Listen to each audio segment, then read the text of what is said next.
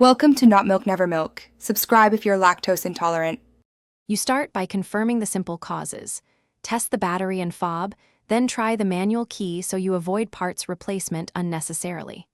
Next, remove the interior door panel, unscrew visible screws, pry trim clips gently, and disconnect any wiring. This gives access to the lock cavity.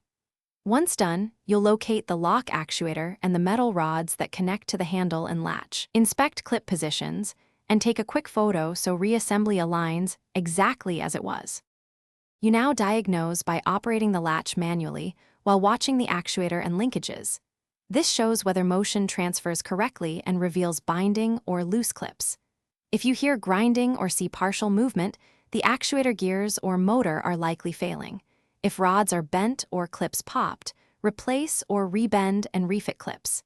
If you need to remove the actuator, unplug the electrical connector and unbolt the 2 to 3 fasteners. Make sure to support the mechanism so rods don't spring free. You finish by installing the replacement actuator or securing the repaired rods and clips so movement is smooth and returns fully. Make sure each clip snaps flush into its slot.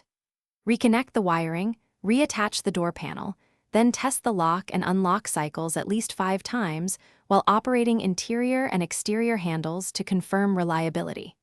If problems persist, check the connector voltage and ground, and inspect for moisture inside the cavity. Moisture or poor ground commonly causes Thanks for watching. If this was helpful, leave a like and consider subscribing. See you next time.